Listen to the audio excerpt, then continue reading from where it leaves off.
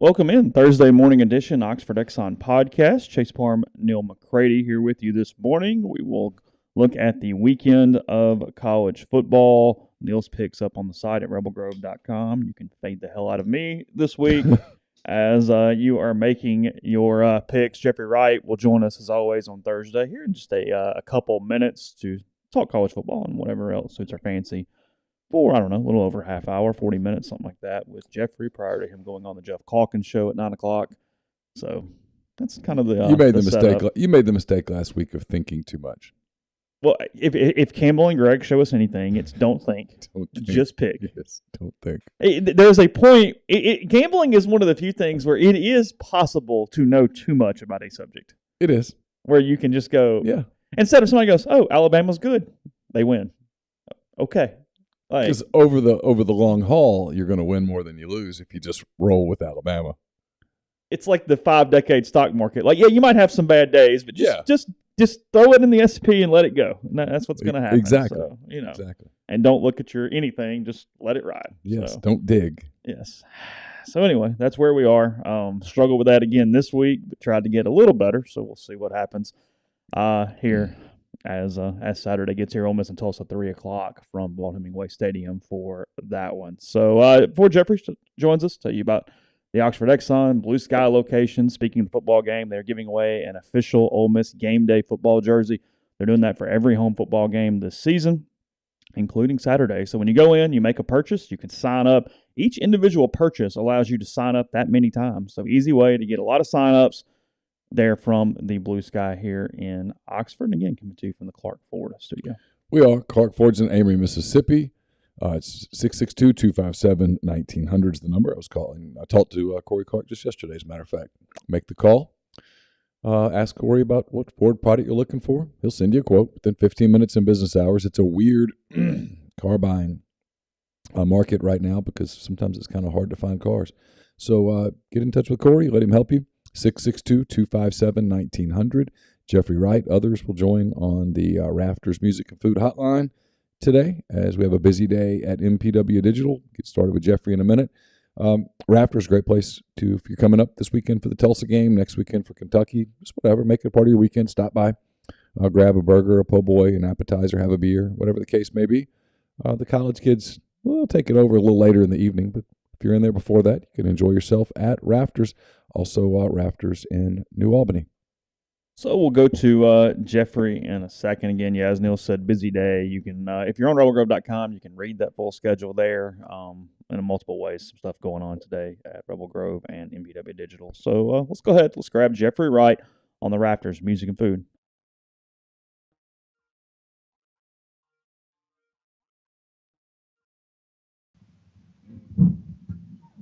All right. We've got an issue here. What's our issue? I had myself at 4-6 last week. I'll have to go back and look. Here's the God's honest truth to that. I'm gonna be honest. Sunday was an effing whirlwind, dude. I was doing the best I could. Jeffrey's. I don't want to hear about your Sunday. Your Sunday was not worse than mine.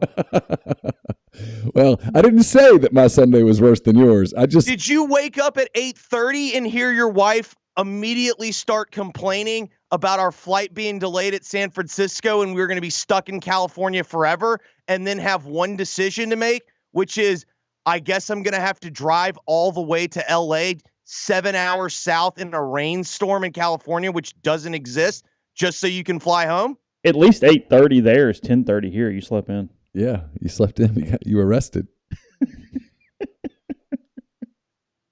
Do you realize how miserable your existence is when you wake up and you decide, you know what the best scenario is for me? To drive from Sonoma to LA to catch a flight? That sucks. Yes. So I don't want to hear about your Sunday.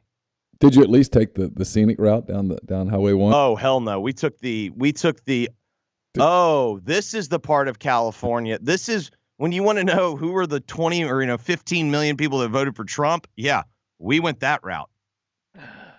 When would you have gotten out had you stuck with the original plan? So it would have literally been a coin toss at best. The flight landed as Aaliyah and I were in our seats boarded as the flight landed. It was in a different terminal. LAX does not really have, it's not really easy to go from terminal to terminal at LAX. Mm-hmm. So it was, at best, we would have gotten on, at best, it's like we get on the flight, but there was a 0% chance our bags make it. Gotcha. Which means you might as well throw the luggage anywhere. Were your golf clubs on the trip? They were. So in the end, we made the decision that guaranteed us getting home. That drive sucks. It's miserable. It's such a miserable drive. The drive from San Francisco to LA is miserable, and then you tack on another 90 minutes before it. It's a miserable drive. Yeah, I've made that drive. I did it with people, everyone asleep in the car, and they wanted to do the scenic route. So we did the scenic route, and then they all fell asleep. And the scenic route was scenic, but man, some of the turns and the hills and stuff is like, whoa. The Grapevine's one of the all-time worst. Like once you get, it's basically like right to get into LA, like either getting in or out of LA. It's the worst. I had totally forgotten because I haven't done it in like a decade. I had totally forgotten how much I hate that drive. And I was quickly reminded. You're also missing NFL Sunday during all this too. Well, I did have, I wouldn't have had to miss NFL Sunday, but did you see DirecTV have to issue the apologies about the Sunday Ticket app? Oh, no, I didn't know this. Yeah. The Sunday Ticket app failed on Sunday, which was awesome, by the way. It's not like I really cared that much. I don't really enjoy my NFL Sunday. It's not like something I look forward to all week. Your Giants are going to go 3-0 on Sunday.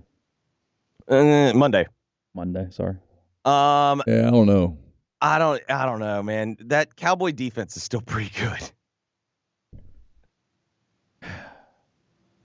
Now, did I spend 30 minutes or so on Monday, perhaps writing out the schedule and making lines for the rest of the year to see if I could find a way to like 9-8 and maybe backdoor into that 7 seed? I did. You know why? Because I'm 2-0. And this hasn't happened in a very long time, and I'm going to enjoy it. Jones is playing better. They're doing the move where they don't ask him to do anything, and he's only made one real screw up. The throw to Saquon against the Titans was like the big screw up. I still Daboll ripped him on the sideline. I still understood what he was thinking. Saquon was running a wheel. The DB had leverage on him. And so he threw what he thought was going to be the throw behind, and Saquon just kept running. So I don't think it was 1,000% Daniel's fault. With that being said, you can't throw a pick there. I understand that. But he's been, they've not asked him to do literally anything. Yeah, and he's been good at not doing anything. Yes. And he is still a good enough athlete to run around. Yeah. But, this feels like a team. Daboll feels like he understands the situation of this isn't the guy that he wants to be his quarterback, but at the same time, you have to play and be competitive this year. And I do think through 2 games, the most encouraging thing is it does feel like we've got a coach. Well, that's true. That's fair. No, you're doing the right thing. You're 2-0. You have to look. I was a Saints fan for a long time where they're always going to go 500. You have to do that if you're going to do anything. You have to enjoy the 2-0. Listen, I'm so sick of having games not matter. Yeah. Once October starts, I'm going to enjoy this. Yeah, fair. Am I crazy to think that this Clemson -7 at Wake Forest it's game of the year is free money? Game of the year. I freaking love it. I don't think Wake can do anything against Clemson's defense at all. Yet here's my concern, and I can't help but kind of like Dabo a little bit. He's fine, but lately I don't trust him enough to finish somebody. His team offensively is kind of weird. Yeah. So, game of the year, and here's why. Clemson's offense is not good, but I don't think it's as bad as it was last year. And last year, this was the same thing. This is a game that I look forward to betting every single year because everyone talks themselves into Wake Forest. But the problem with Wake Forest is that little ride and decide, slow zone fake and whatnot, that works against teams that don't have the big boys up front. And there's really not that many teams that have those. Well, Clemson is one of those. Yes. But My biggest concern is Clemson's been a little shaky in the secondary. They've been kind of gambly in which like they're trying to get turnovers. And so they've gotten kind of burned. But if Liberty could put up, 37 on them, what do you think Clemson's going to do? So, to Jeffrey's point here, since 2012, and I get that Clawson has not had them rolling since then, the scores in this series, all Clemson wins, 42-13, 56-7, 34-20, 33-13, 35-13, 28-14, 63-3, 52-3, 37-13, 48-27. Yeah, sign me up. Well, and the other thing is Clemson's going to be able to run on them. Yeah, I think so too. I just think this is an athlete deal that, yep, as good as Clawson is, and I think he's really, really good. He can't do this for him. Hey, speaking of coaches in underrated places, oh yes, Jace. Oh Jesus Christ! Listen, I'm working really hard on something, Jeffrey, and I might need your help. Oh God. There's a lot. Is this going where I think it's going? There's a lot of talk. Probably. There's a lot. Is it going to a Thai massage parlor in Starkville? Yeah, maybe. There's a lot of talk about Auburn, right? And Brian Harson's in trouble, and Sure. Hugh Freeze makes sense. Blah blah blah blah blah blah. I'm so tired of hearing it. Doesn't Hugh Freeze make the most sense at Mississippi State? I mean, look, they blew it. They choked the bit in Baton Rouge. Are we answering this question completely ignoring, like, are you saying like if Hugh Freeze were just a candidate? Jeffrey, think about MPW Digital. The W stands for. I know, but I'm what I'm saying is I don't know how you can do, like. So to your point, Blake Topmeyer and I kind of discussed this over the summer when we were both bored. Dan Mullen coaching candidate. If Kiffin were to leave, Dan Mullen coaching candidate kind of makes sense at Ole Miss. Like offensive scheme guy, isn't talent dependent. Why do you have to make it so complicated? And Hugh Freeze coaching candidate makes sense at Mississippi State. Yeah. With that being said,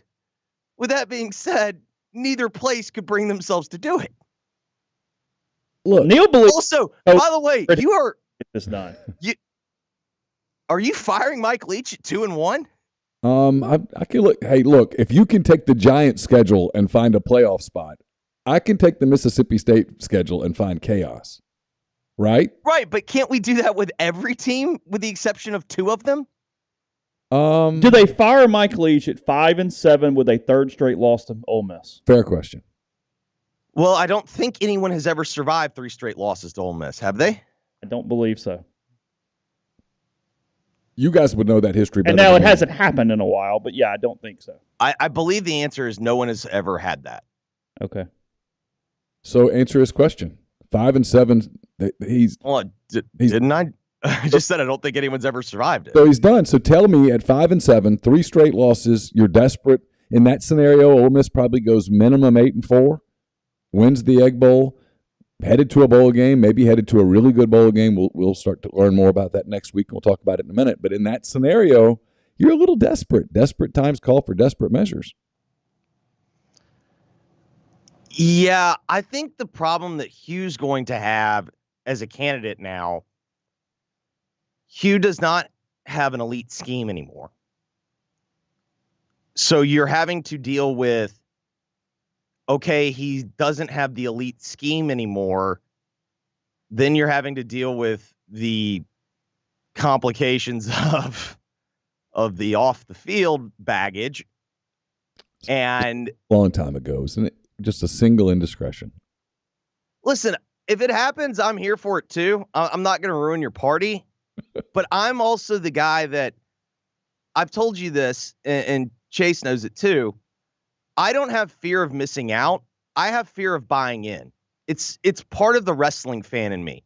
I don't like when people come up with good ideas for wrestling because I know they don't happen. Yeah. And so therefore I don't want to get my hopes up on something like this that would be an absolute delight to watch. It would just be spectacular. I mean, I've talked from a content perspective, you can't ask for anything more. No, I would have to, when the football gods came down next time, I would just not ask questions. I would just praise them. Now, I would be curious about this because I don't think you're thinking like this. I have a good amount of Mississippi State friends. I'm not sure you'd get buy-in on that. Yeah. I have one buddy, and I know everyone always says, well, once he becomes your coach, he's your coach. I've got one guy that's had season tickets since he graduated, and he's like, I will not renew my tickets. Real quick, the only time it's happened is Wade Walker, but it was in 1956 to 61, and that's when Ole Miss won every damn year. So they were just constantly fighting. And even that had a tie in like a year that sort of kind of reset it a little bit. So Wade sort of saved himself with a tie. Sort of. Yeah. It was like loss, tie, loss, or something. Well, like I remember like Archie said like one of his worst losses of his life was a tie to Mississippi State. Yeah. Sorry, go ahead. So you think these state fan base would not? But I'm going to say this. I remember hating Jim Edmonds. I hated Jim Edmonds. He'd go make the fancy plays in center field for the Cardinals, and he'd kind of strut around, and I hated him. And then he became a Cub, and he helped the Cubs win in 2008, and I was all in on Jim Edmonds. Yeah, I think it's different with a player. Could be. I think also in professional sports it's different because the problem in college is the system we've created is that the coach is the program, and it's like he becomes de facto like head of everything. Like it's one thing to kind of go, you know what? I hated this guy when he was on your team, but now that he's on my team, okay, I can divorce myself. But I just think college sports particularly is such a different thing where the coach becomes like the head of everything. So not to spend too much more time on Freeze because I do want to get to some of these games. And also, if you're Mississippi State, do you really want to hire the guy that your biggest rival has all the receipts on? Except for the fact that, and I mean this sincerely, as long as Lane Kiffin's at Ole Miss, I just don't think Ole Miss cares. No, I would agree with you on that. I also think that time heals all wounds. We've seen pretty clearly, like I've been the one that has been saying, I don't believe he is a real candidate at all these jobs. I still think $17 million is a lot of baggage. It is. It's a lot of baggage. I will believe Hugh Freeze getting hired at Auburn, even though I know he's real on their list, and I know that there's real interest in him. I will believe in it happening when I see it. Let's touch on some of these games because there are some really interesting games. We'll start with this one. Look, it's a bad game, but it's a really interesting game if you like drama and soap operas, and I think for the most part we all do. Missouri gets 6.5. I would say, are you going to the Sophie's Choice game of the year? This is it, man. Missouri plus 6.5 at Auburn. Finley's not going to play. I talked to Jay yesterday on G-Pits. That's up where you listen to podcasts. Jay's like, yeah, he's kind of hurt, but that's not all of it. They're basically just bailing on him.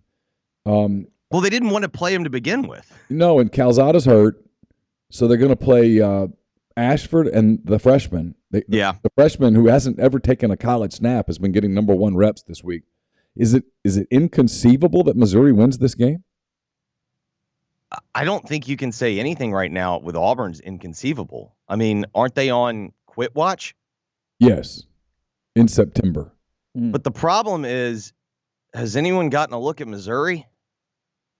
Yeah, I can't get the – see, I watched – when you guys were all watching Texas and Alabama and you were watching Arkansas and South Carolina, I was glued to the Missouri thing because it was like watching a train wreck. They got just destroyed by Kansas State. And I know transitive property, but then Kansas State turns around and gets whipped by Tulane, and you're like, whoa, Mizzou must.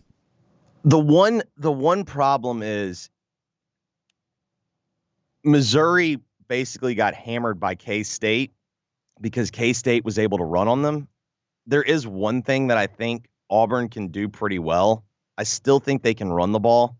Like last week, it's a blowout on the scoreboard, it wasn't as big of a blowout like on down to down. The problem was Auburn got into the red zone and I think got 6 points. I think they got to the red zone 5 times and got 6 points. And I think Penn State got to the red zone 5 times and got 31.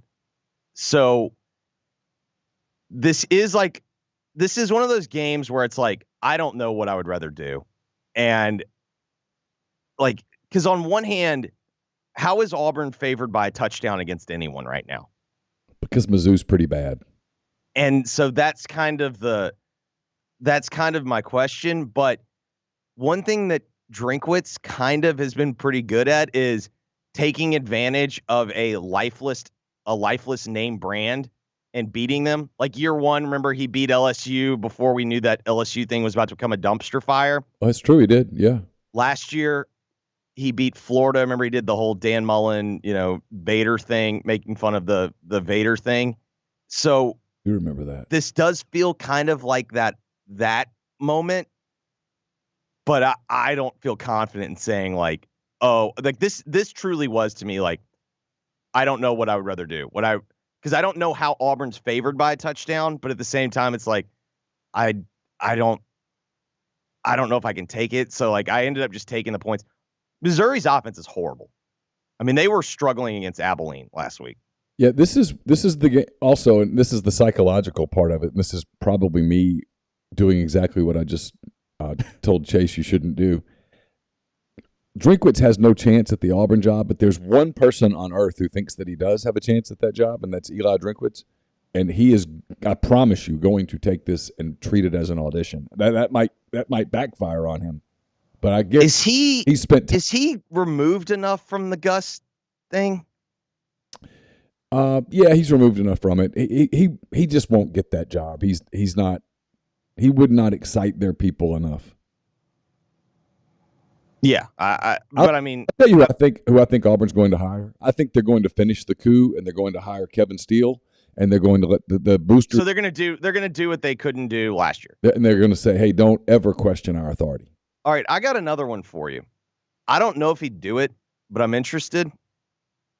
Would Norvell take that to get out of Florida State before, the Sharks? Because it feels like at Florida State, he started 3-0, but it always feels like he's like 2 losses away from having the Sharks start swimming again. Yeah, he would take the Auburn job. He would take the Auburn job because I think if he had a do-over, he would have taken the Ole Miss job. Because also with him, yes, he has Gus ties, but he's gone out and done it on his own and had some pretty good success. I wonder about that. What excites me the most about this coaching cycle is I'm more curious to see if we start to see people leave. Like last year, we had someone leave the Oklahoma job. We had someone leave the Notre Dame job. I'm more curious to see, are we going to have people leave jobs that we think are good jobs and get this thing really spinning? Certainly could. I rule nothing out in the coaching business right now. Nothing, because the more you talk to people who are familiar with coaches and who know coaches on a pretty personal level, you'll know that there aren't too many guys that are sitting back going, "Oh, this is great." Not even about the job that they're in, but just the new lay of the land, the constant Well, it's why don't you think Matt Campbell's getting out this year? I think so, but now he's one that I keep hearing he really is happy where he is. I've just always wondered about people that are in ACC jobs, people that are in Pac-12 jobs or whatever, Pac-10, I don't know, whatever we're calling it now, and Big 12 jobs. I just wonder if they're going to realize, hey, there's 2 leagues that I've got to get in, and I'm not in one of them. Problem with Matt Campbell is at a place like Auburn, he would lose his mind. The boosters would just drive him insane. Sure. So I don't, but I wasn't even really saying Auburn. I was mainly saying like does he finally, to me, what I'm more fascinated by is like, do we start to get people leaving what we think are good jobs again? I'm interested in that. And I'm also interested in, with all of the money now, is the window to succeed even shorter, like even smaller? Does Notre Dame, if Marcus Freeman goes 4-8, for example, does Notre Dame go, you know what, this didn't work, we're not going to keep doing this, here's your money, we're going to go get Luke? Isn't he recruiting pretty well? He is. He's recruiting really well, but sometimes that overcomes it and sometimes it doesn't. I think it could overcome it in year one. Yeah, I mean, look, I don't think there's a scenario where he loses his job in year one, but he needs to win a couple of games. Speaking of games, let me get to a couple more because I know we can't keep you super long. Florida +9 at Tennessee. It's the CBS game of the week, 3:30 Eastern, 2:30 Central. Chase said he followed his gut here and took the points. You and me both laid them. Jeffrey thought about taking the points. Yeah, my gut. I've just watched this game so many times. Florida always wins it. Like, but man, Tennessee's better than Florida this year. They are. Tennessee is better than Florida. The one thing that really scares me, though, I've watched a lot of Tennessee this year. The one weakness I think that they have, I don't think, like they've created like a lot of tackles for loss and whatnot, but they haven't done a good job of keeping quarterbacks in the pocket. And I just think that's playing with fire against Richardson. Yeah, because the way he can beat you is with his feet. His correct. His throwing is so inaccurate. How many points does he have to score to cover? 24, 31? Yeah, he's got to get into the 20s, the upper 20s, because Tennessee's going to score. My gut says high 20s to cover. Yeah. Because, I mean, it does feel like Tennessee's going to get to 35, right? I think so. I mean, Hooker's playing really, really well. Really well. The other thing, though, is also enough credit just how accurate he's been. The weakness of Florida that I've watched this year is their secondary just lets guys like run free. That's not really a great formula for stopping Tennessee. No, because they've got dudes. They got dudes, and then on top of that, they got dudes that go deep. Arkansas, Texas A&M, the 6 o'clock game. It's a 2.5 point line. All the smart people are going with A&M here. I just don't know what they saw last Saturday night against Miami to make them think that the Aggie offense is going to be able to capitalize on one of the worst secondaries in the country. So I don't know the answer to this. Are those receivers back? For A&M? Yeah. I don't know. I'm not sure it matters. I mean, Johnson was not good last week. I mean, I know I read some of the homers down there talking about what a great game he had. I'm like, no, he didn't. He was at last week to me said more about Miami than it did A&M. Yeah, Van Dyke looked terrible. Yes. I mean, if I'm an NFL team and I'm watching that, I'm out. I'm out. So, I'm out. So my thought was, how is this game any different than last year? Like, to me, that this is going to be kind of the same game in which neither team's really going to dominate one or the other. And so then it comes down to explosive plays. And last year, Arkansas had 3 or 4 like big explosive plays. And they're doing that again this year. That's the reason. How can you pick Texas A&M to be the team that gets more explosive plays right now? Yeah, you can't. I'm with you. I think A&M is a slightly better overall team because I think they have more good players, but well, the weakness of Arkansas right now is they're so banged up in the secondary, but how does A&M exploit that? That's exactly my point. I mean, and A-Chain's a terrific back, but Arkansas's got a terrific back. I don't know that for all the talk about how great A&M's defense is, look, if they go pitch if they hold Arkansas to 10 points or something, I'm going to go, whoa, I'll change my tune on A&M because defensively that's doing something. Well, and also, I know it's not an apples-to-apples comparison because he's got a different team, but who's the one team that shredded Durkin last year? It was Arkansas. And frankly, listen, I mean, we all do this KJ Jefferson thing. You can win with him, man. But he's more accurate this year than he was a year ago. I mean, Briles has done a good job with him. He's still not a tremendously accurate quarterback, but but you can win with him. You can win with him, and they've added some receivers. They added the kid from Oklahoma. They added the kid from Georgia.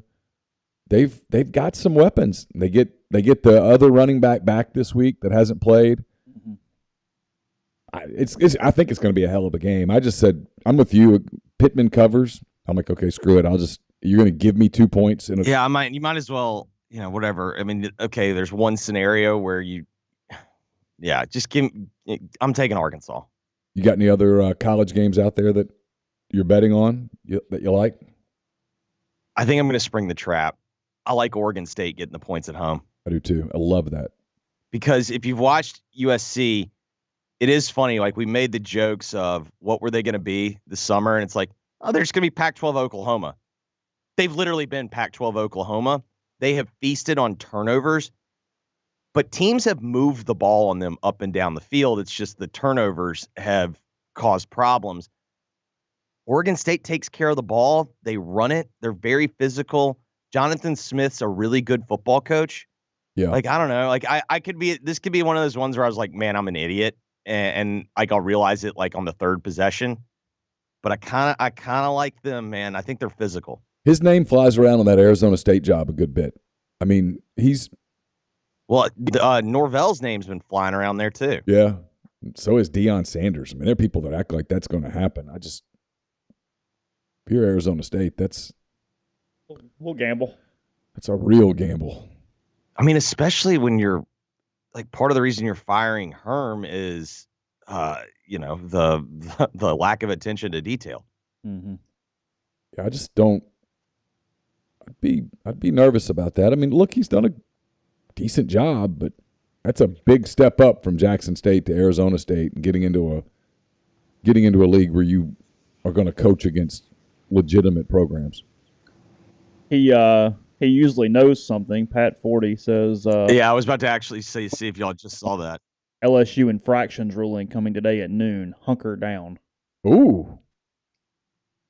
Wonder what that means. Does this one, did they actually get football and basketball separated? No one knows if they did or not. They tried really hard. The last I'd heard was that they had failed in that endeavor. But I know it was the one thing they focused on. I mean, they were willing administratively to sacrifice the basketball program for the football program. Mm-hmm. Just throw it all up under the bus. Because they told the new cat from Murray State, look. Oh, they had to give him like a 7-year deal, didn't they? Yeah, it's 7 years. It's completely guaranteed. And they told him there is no pressure on you to win right away. Just don't do anything stupid. Just if you'll hang in there, when the time. We'll be patient. We'll be patient. And when the time comes, we'll roll out all the NIL. And look, the guy's recruited pretty well. I think he's going to have a decent team. Mm-hmm. But. He literally has no clock for like 4 or 5 years. Yeah, they just told him, don't do anything stupid. McMahon's his name. But, yeah, I understand that. I just always wonder, like, you know what I mean? Like, it's easier to say, like, we're going to be patient with you. And it's like, year 2, like, where's this going? Yeah, that's exactly what happens. Here's the thing, though, and look, Pat Forty and I have a past. Really? If Pat Forty is telling you that to hunker down, no, like I said,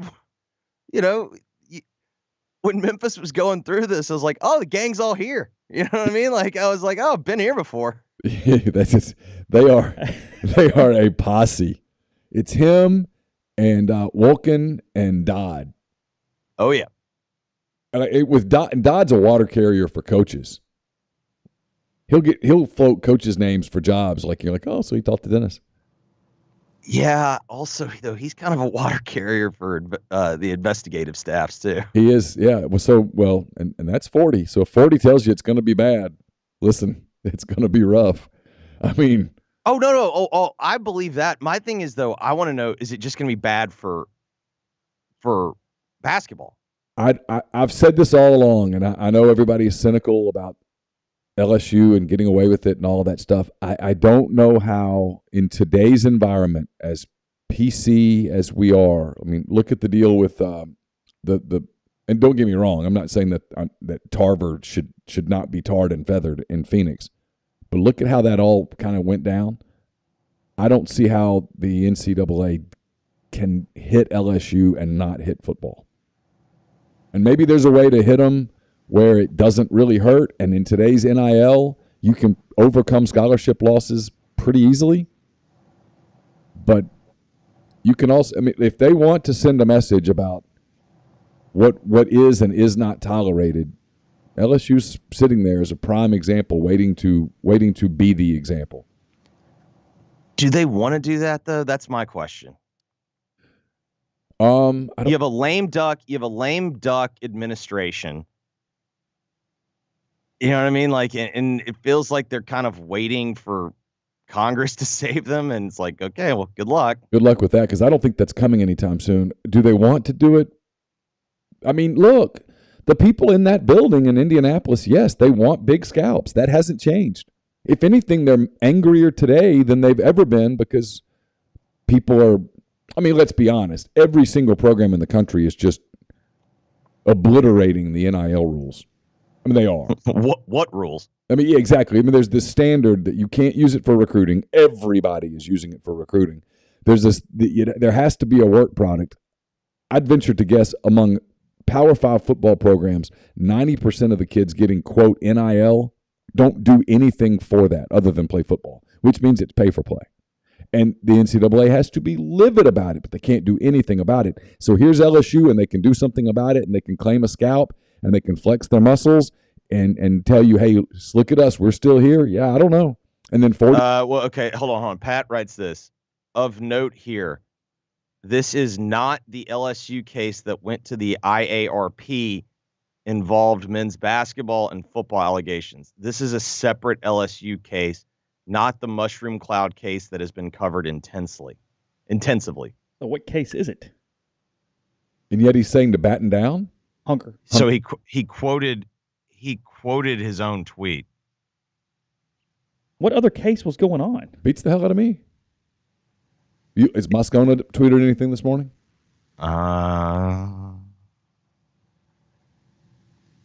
Let's see. He says, morning scene, LSU preparing for New Mexico. Nope. Matt's doing Matt. Okay.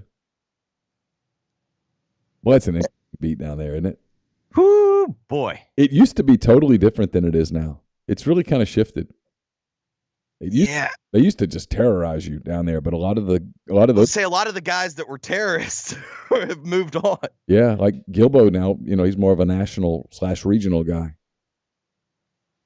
But like Ross left. I mean, they had a lot of guys that were like dogged reporters, and they've kind of moved on. Yeah, for a little while that was like an intense place. You had to, but not anymore. Now you had to have a spine. Now it's kind of the fan thing.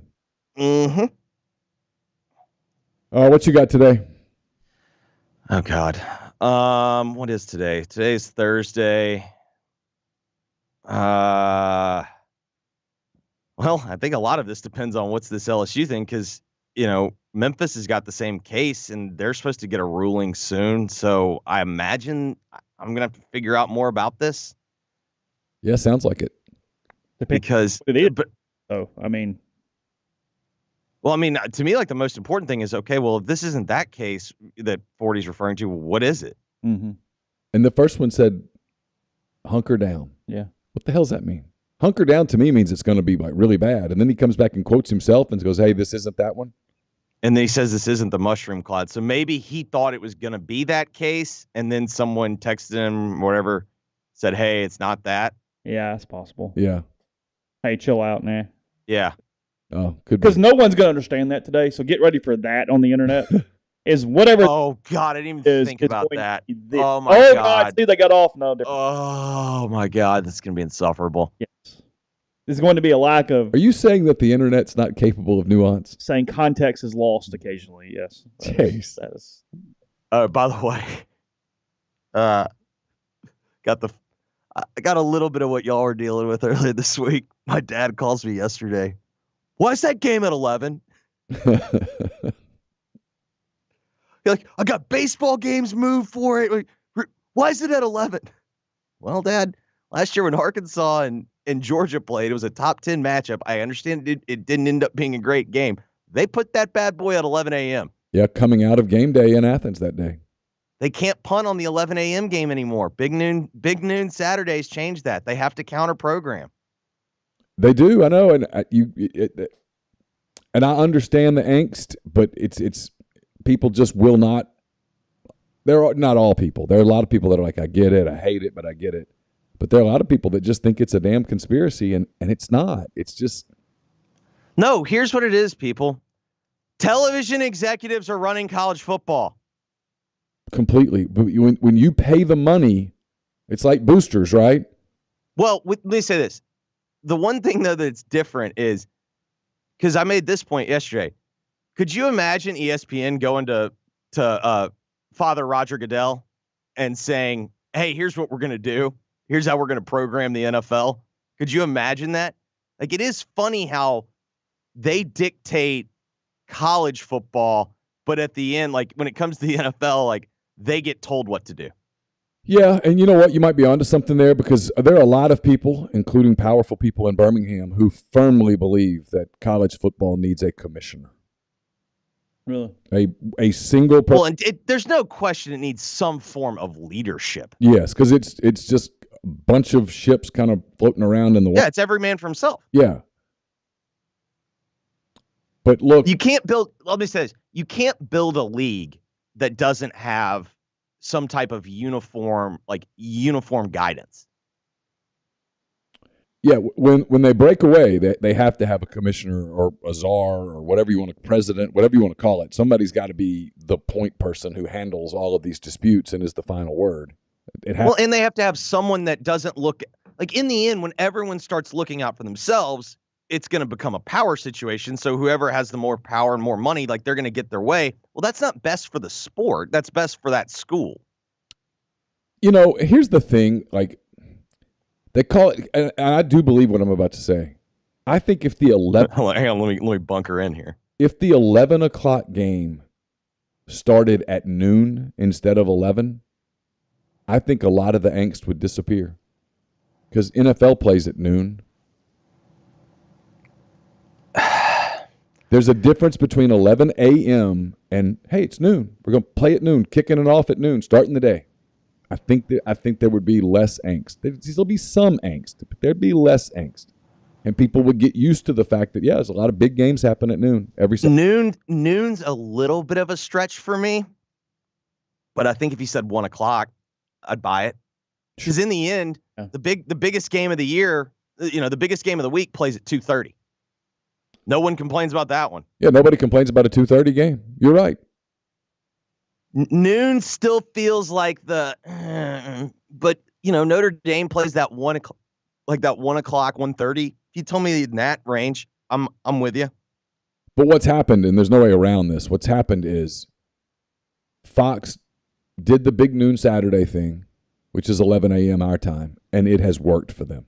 They get really. It's been one of the biggest hits in television. They get really big numbers. It has helped their pregame show, which is going up against a traditional monster, and it has helped their entire day. And they do it, and ESPN/Disney, whatever you want to call it, looks at it and goes, "We're not just going to hand them those hours," and so they're going to put. Yeah, unfortunately, you're not looking live at Champaign, Illinois anymore at 11 a.m. No, and so when Texas and OU join the SEC, and just about every week they have an attractive catalog of games, they're going to put one of the big games at 11 a.m. noon Eastern. They just are. Oh no, they're gonna do the big game at noon, big game at 2:30, big game at 6, and then maybe a late game. Yep, an 8 o'clock. That's what they're going to do. It's coming, because when Texas and OU join, you're just going to have more games, and you're going to have more good games, and they're going to go to 9 conference games, and they're going to play those games at those times. That's how it's going to be. Well, and the other thing that I think is coming, we saw it yesterday here. Missouri is going to cancel their game with Memphis. I think you're going to see a lot of these teams that have SEC teams that have kind of games with the topper, the higher end of the G5. I think those games are getting canceled. Yeah, I do too.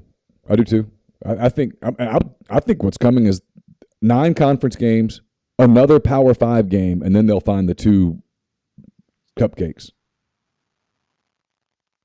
I'm with you. I mean, to me, the question is, are they going to be able to still play FCS teams or whatnot? You know what I mean? Like, I don't know. Does the G5 become the de facto FCS, or does, I'm curious to see how that works. I'm told the TV people despise the FCS games. Just hate them. And so I think you'll see everybody scrambling for the bottom of the barrel MAC team. The group of 5. Yeah. Yeah, all of a sudden, Bowling Green's phone can't stop ringing. Oh, for sure. They'll get games and they'll be able to name their price. I mean, that's what we're seeing with Kent State this year. Have you seen them? Have you seen their schedule? Yeah, I looked at their schedule for next year. They've had to go all around the world to get their ass kicked for a check. But they're getting big checks. Oh, yeah. Yeah, they open next year. It's like Tennessee and Georgia back-to-back Really? Or something like that. Yeah, it's hey, we've got to get this money. It's the only way we can get it. Let's go get it. Because, I mean, the MAC TV deal is going to be minuscule. What TV deal? Yeah, that's what I'm saying. It'll be some bottom-of-the-barrel streaming rights thing. And then whatever they get on Maction. Yeah. So. I mean, honestly, they might have a situation where their answer is they're just going to have to play Maction all year round. Once their conference starts, like that might be their only path. It's what they should do.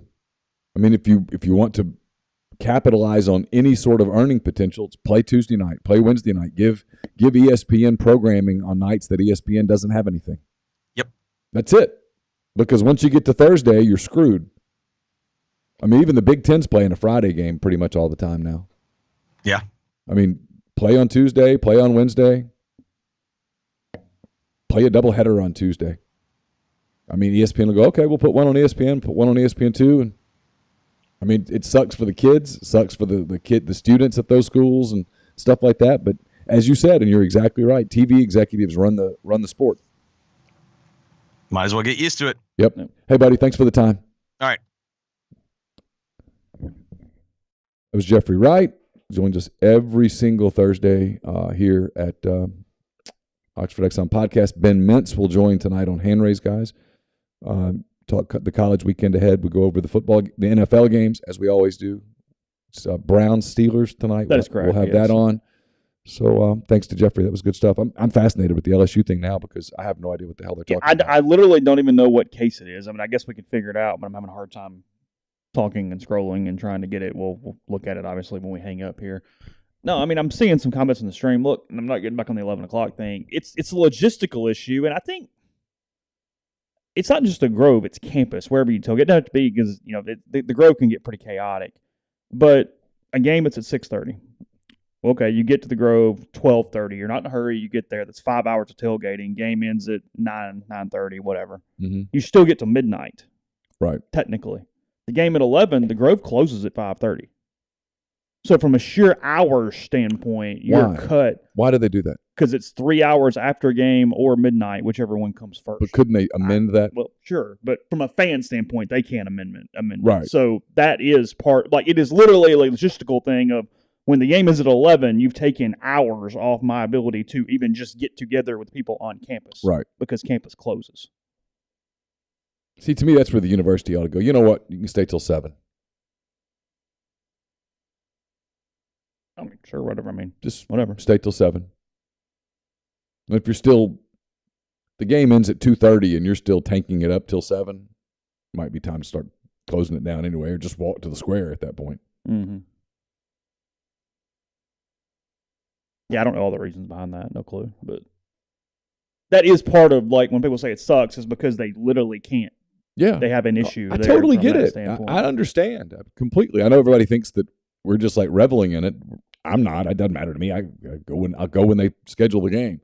I get it 100%. I'm just telling people, if you talk to people in league offices, and people like me do, they'll tell you when Texas and Oklahoma join, this is going to become the norm. I wonder why it's not, and I have no idea. I mean, maybe Keith goes, hey, here's the 8 reasons, and I go, okay, I guess I get it. I don't really understand why it's not just midnight or whatever in general, and it might just be because you're having so many people drinking for such a long period of time. That's my guess, is it's some sort of liability, that there's some sort of science behind it. Paying security hours after the game ends. Yeah. I'm sure it's all of those things. Yeah. Yeah, that's a good point, too. It's more fun to tailgate, and not getting hammered, just tailgating with other games going on. That's true. Yeah. Because you got TVs and stuff, and Sure. you're hanging out versus Sure. the, hey, 9:30 in the morning. Oh, cool. But Have a biscuit. all I'm saying is that ESPN, Disney sees the success that Fox has had with it, and they're not going to just surrender. It's just not the way. It's just not. And if you tell them, well, you're screwing up the fan experience, their essential response is, I don't care.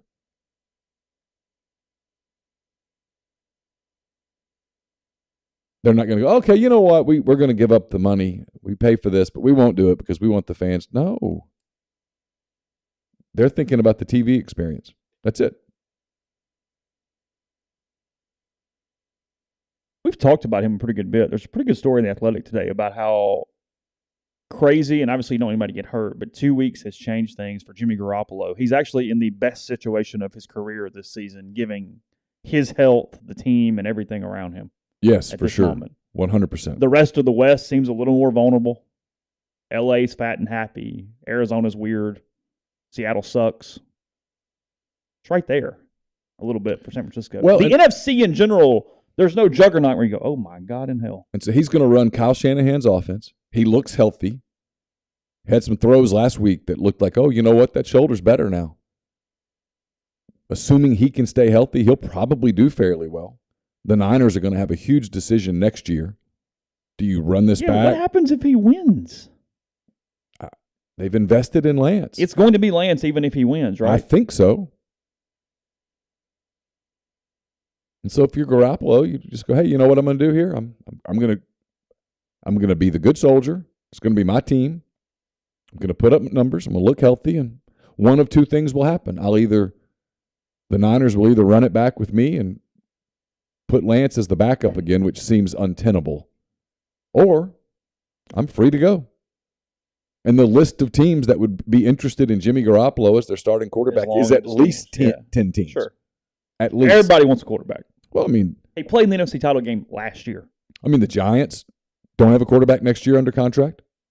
It doesn't look like they're going to run the Garoppolo thing. It doesn't look like they're going to run with Daniel Jones. I would be giddy about him in New Orleans right now, given the defense the and Saints, the whole deal. I mean, there's a list of the Panthers, the Bucks. Tom Brady's 45 years old. Mm-hmm. And you have to think this is no, he's got to be for a multitude. We're just sitting here naming teams. Seattle doesn't have a quarterback. I mean, I doubt if they're looking at Geno Smith and going, "Oh yeah." They have two. They have him and Drew Lock. There you go. Cliches. I mean, just the list goes on. Does Aaron Rodgers hang it up? I mean, there's options are at least 10 teams. Mm-hmm. At least. And there's a pretty good quarterback draft. People love Bryce Young. People love Will Levis. But there aren't 10 quarterbacks coming out in the draft that are ready to step in and be NFL contributors. All you got to know about quarterback play is that going into the season, people were really bragging about the kid at Miami, Van Dyke. And then you watch him and you're like, there's no way, man. Like, I watched Bryce Young and I'm like, I get it. The ball did not come out of Van Dyke's hand well. No. It did not. It floated and just didn't. Yeah. It didn't look right. I mean, maybe he's hurt. It's just so hard to find one. So Garoppolo's assuming he can stay healthy, he's sitting in the catbird seat. Option. He's fine. Go win and then figure it out. Win, be a good soldier, say the right thing. Well, and I was reading about Lance, the rehabilitation.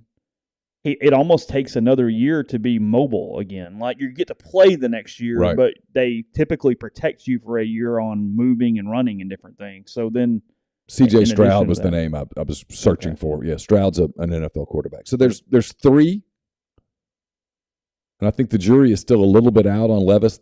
What people like about Levis is just the arm talent.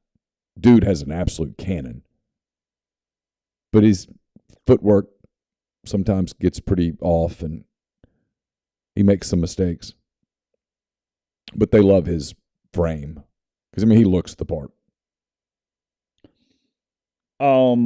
couple different things here, just sort of news and notes. I'll spend 30 seconds on this, but you'll see your first really big change in golf from the LIV guys not being allowed on the PGA Tour events. The President's Cup starts today, and the international team, which has tons of LIV golf players, obviously, they are not allowed to be on the international team. So the Americans already dominate this event because it's not the Ryder Cup anywhere close to it. Well, it's going to be even worse. They are favored minus 700. Saw that. And they are favored by 6.5 points if you had to bet on them to cover, if you will. So the international team average world golf ranking per player is 48.9, and the American average is 11.6. Yeah, USA. Yeah, they're harmed a little bit, but not harmed to the level that the international team is. My boy Sung Jae better be really good this week for the international team. Also, it doesn't happen very often. I'm curious to see what the price is for the Phoenix Suns going to sell. That guy basically being forced to sell after his issues. I've seen the number as high as $3 billion. That is correct. Yes, they are estimating that it could be $3 billion for the Suns. So if we could just get to 10,000 YouTube followers, we'd have a shot. I'm going to buy the Suns. The Mercury comes with them. Oh, they do. It's together. Yeah, you get them both. Another one of those instances of the team names coexisting together. It always cracks me up when that happens. Yes. The Athletic says, by all accounts, the Suns are desirable in the market, good location, weather, fans, big names like Disney CEO Bob Iger, Amazon founder Jeff Bezos, and others have been floated as possible bidders. And the current owner who is selling still will end up with about $1 billion worth of shares after the sales. After the sale. Yeah, he's going to be all right. I'm a little surprised he didn't hang on and let the news cycle switch, but I think he realized that he was going to bring down the value by himself. Yeah. And I just think he said it's not worth it. And he said some really bad things. I mean, you can't run an organization and treat people like that in this. Oh, sure. In any era. Wrong in any era. But you can't do it in this era. Royals firing Dayton Moore yesterday. Saw that. Fall from grace there. Saw that. They won the World Series in 2015 and just haven't been able to be competitive since. Fell off the map. He had a long run, though. Just something to watch. Probably fine in a couple weeks. Could play Sunday. Justin Herbert dealing with a rib fracture. It's one of the games that I really like this week. I love the Jags getting 7. The Jaguars have a legitimate shot to make the playoffs because some team out of the AFC South will make the playoffs. That's just how it works. And right now, they look like the best team. Colts are 0-2 or 0-1-1, and they've got Kansas City this week. The Titans have looked awful. They have looked bad. And then the Texans are, come on. They're the Texans. They're not going to win 9 games. But if you told me the Jags got to 9-8, I'd buy it. And 9-8 might win the division. You see where not just a bomb, but the Utah student threatened to blow up a nuclear reactor if Utah lost its game the other day. Oh, it seems like you're taking football a little seriously at that point. As I saw on Twitter, I don't think that would actually help the Utes win. Probably not.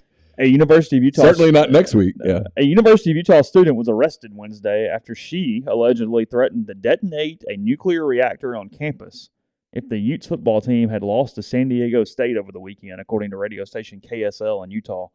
According to the county sheriff's department, the 21-year-old student is accused of making a threat of terrorism. She was booked and released on Wednesday.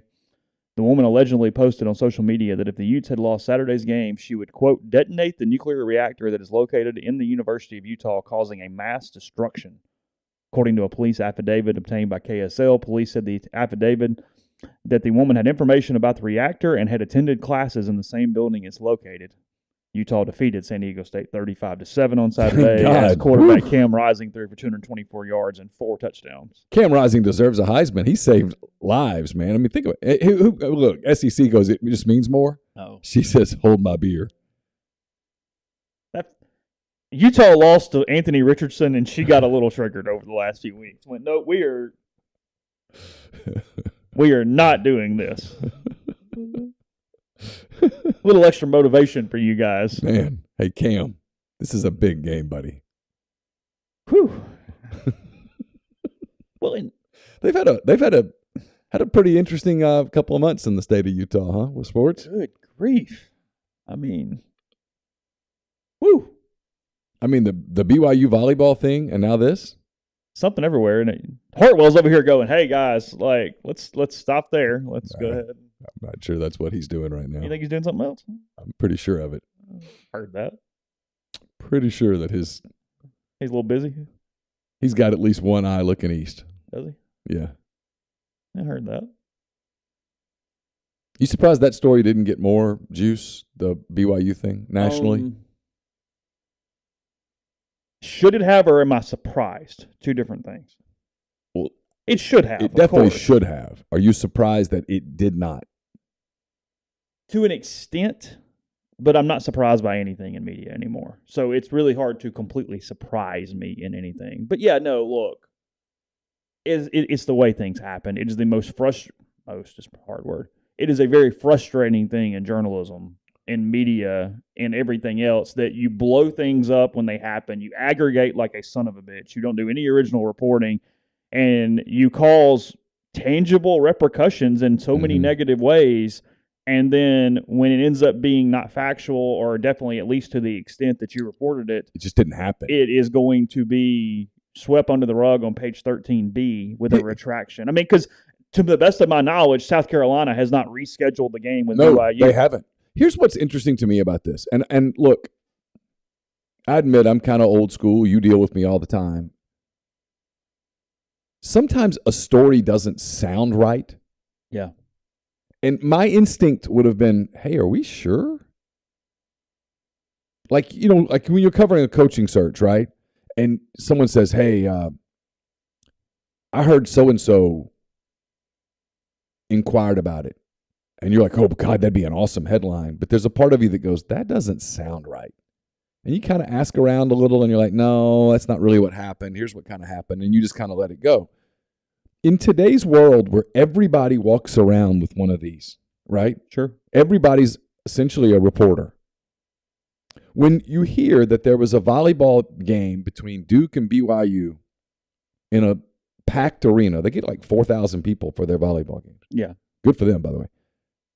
And you hear that someone is yelling that word every time that the one of the black players for Duke serves. And she apparently served multiple times. Okay. You hear that and you're like, okay, well, two things. Nobody around that person was like, hey, man, come on. Or that nobody said, hey, I'm gonna get my phone out. I'm gonna film this. That would have been my first question. So is there audio of this? Is there video of this? In today's world where you can't do anything without videos and phones. I would have said, where's the video? Because if there's video of this is a huge story, and I can put the video with the story and go boom. All right, cool. Boom. It's a click monster. Sure. But somebody should have said, we need to see this. Did anyone corroborate this? And when the answer was, well, no, I would have said, okay, let's work on this story. The New York Times, with all their resources, they should have put 2 reporters on a plane to Salt Lake City and said, go find it. Go talk to people who were there, find the video, find the proof. This is a big story. Yeah, in some ways, our country's paper of record. Yes, this is a big story. Go find it. And then, here's the part that's that's even more disappointing. When you find out that, hey, this may not have happened. Not only this may not have happened the way it was said, this may not have happened at all. Why do you not then go, wait a minute? Why did you make this accusation? What motivated this accusation? Who inspired you to make this accusation? Let's dig into that angle. That never happened. But instead, it's allowed to become fact, even though it wasn't fact. I would assume that there is a large majority of the country who still believes it 100% happened the way it was reported, because that's what was allowed out there. There's no doubt about it. And so it's a stain on. I mean, I keep waiting for BYU to come out and go, hey, this is unforgivable. what you've done to us. And also, that's another thing, right? That's true. BYU hasn't done a ton, have they?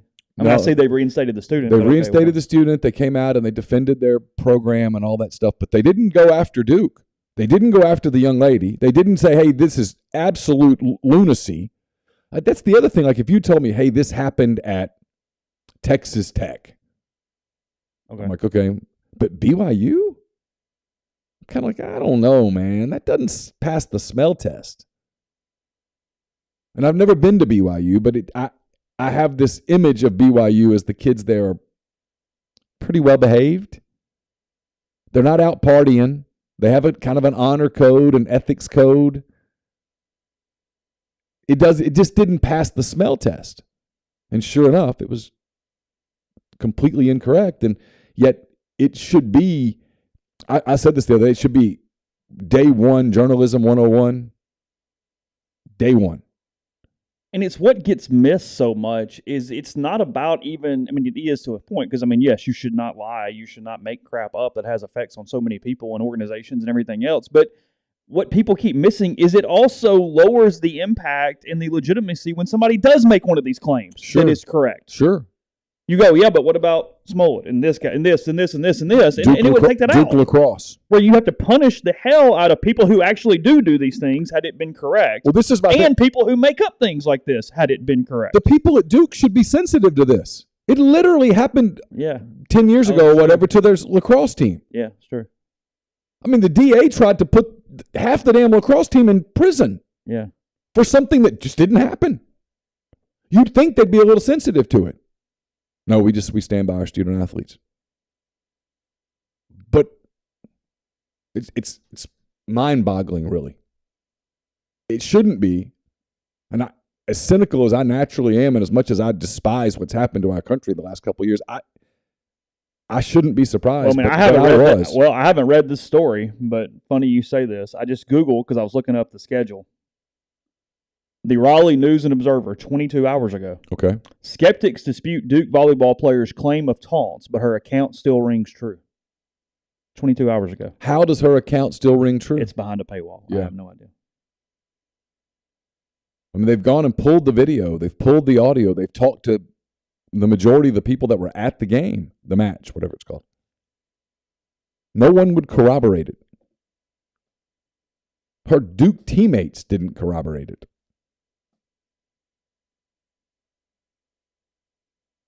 I don't know. Felt like there should be more discussion of that nationally. The Gainesville Sun, of all people, the only other place where anything's been written in the last week during a Google search. And he starts, it's a column, I guess. He starts with Dawn Staley has a secret she needs to tell the world. South Carolina's basketball coach apparently knows what really happened in a BYU Duke volleyball match a couple weeks ago. It turned out to be a lot more than a volleyball match, blah, blah, blah, blah, blah, blah. Staley canceled, blah, blah, blah. It'd be nice to know what her research discovered because BYU's investigation turned up squat. Somebody needs to be held accountable, but who? Duke's Rachel Richardson either perpetuated a hoax or BYU allowed an unruly racist to rain down N-words on a visiting player, blah, blah, blah, blah, blah. Basically pointing out that Staley has made a lot of decisions without actually having to say anything or prove it in any way. Shocker. Yes. Yeah. That's what the column's about. So, yeah. I don't know why Raleigh is. Yeah, I don't know. I can't get to it. I don't have a subscription to the Raleigh News and Observer. Well, I don't want you to have to pay for one of those right now. That seems pointless. That seems a little. Yeah, we're off the Dave Doran watch, I think. Oh, are we? I think so. You think so? Attendance, by the way, was 5,507 for that game.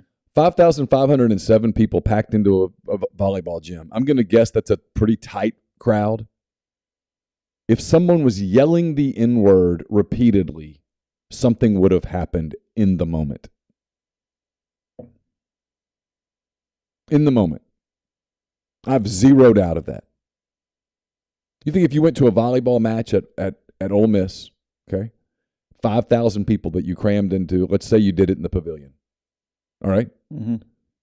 If someone was yelling the N-word pick a team that's playing Ole Miss, Tennessee. Sure.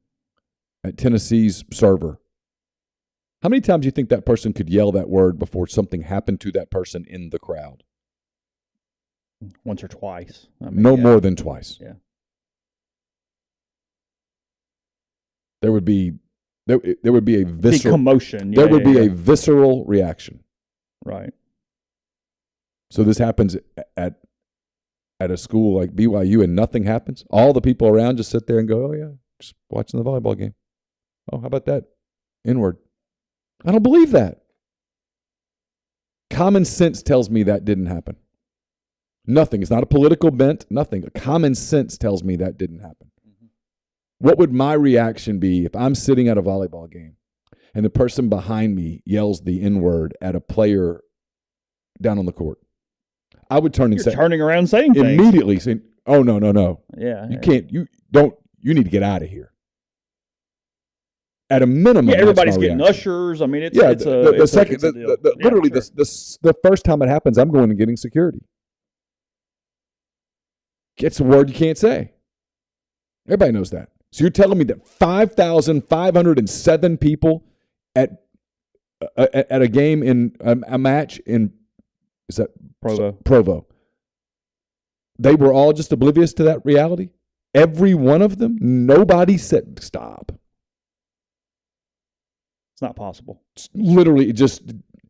But the New York Times just said, "Oh yeah, we're going to run with this." Well, and apparently Raleigh today. I mean, yesterday. Going to go with it. It's kind of stunning. Yeah. We've got a lot coming to you guys today on the network, on the site. By the way, we're kind of on recruitment, a little bit of a commit watch with basketball. Josh Hubbard, the 4-star guard out of Madison Ridgeland Academy. I think he's technically from Madison, but whatever. I think it's Ole Miss. Okay. Don't know it. We've got content sort of ready to go in the event that it is. If it's not Ole Miss, it's probably Mississippi State. I talked to his dad yesterday. Really impressive guy. So we're watching for that. That announcement is supposedly coming at 1:30 today. It's when the press conference begins, so the announcement sometime thereafter. I have Mind on My Money, brought to you by Pinnacle. It's mypinwealth.com, MYPINN wealth.com. That's coming to you at we're taping it at 10:30. I'll get it up in the podcast feed hopefully by noon. Taping Butcher versus the Spin Instructor this afternoon, presented by LB's Meat Market, 2008 University Avenue in Oxford. That's going to hopefully turn around and go live on our YouTube stream at 6:30. We've got Pete's Pigskin previewing Tulsa at Ole Miss. It was fantastic last night. We taped it. It's not fantastic because of me. Pete did a great job. So he broke down film of the Georgia Tech Ole Miss game. He'll show you what happened on a lot of the successful plays. He'll also show you a couple of negative plays that might be the reason this quarterback thing's not over yet. So he breaks that down for you, and then he takes a look at Tulsa. He has film from Tulsa's game at Cincinnati last season. Really good stuff. It's about an hour and 20 minutes. That's going to debut at 5 o'clock. It's brought to you by Walk On Sports Bistro. They put everything they've got into bringing you game day with the taste of Louisiana. Dig into their mouth-watering, made-from-scratch Louisiana cuisine. Po' boys, gumbo, voodoo shrimp, plus fan favorites like juicy burgers, fresh salads, all in front of 70-plus TVs, 40-plus ice-cold beers on tap. Visit them today in Oxford or Ridgeland, speaking of Ridgeland. And then we'll have hand-raised guys tonight at 7. So if you're getting off work a little early today, about 3 o'clock, McCready and Siskey, we're going to tape an hour later than we usually do. They'll have a live stream for that. That usually goes till about 4:30. Then at 5, you'll have Pete's show. At 6:30, you'll have Spin Instructor and the Butcher. And then at 7, you'll have us again with hand-raised guys. Ben Mintz will join us. Hand-raised guys presented by Comer Heating and Air, Southern Air Conditioning and Heating. Same great names. Same great products, just different names, same great services.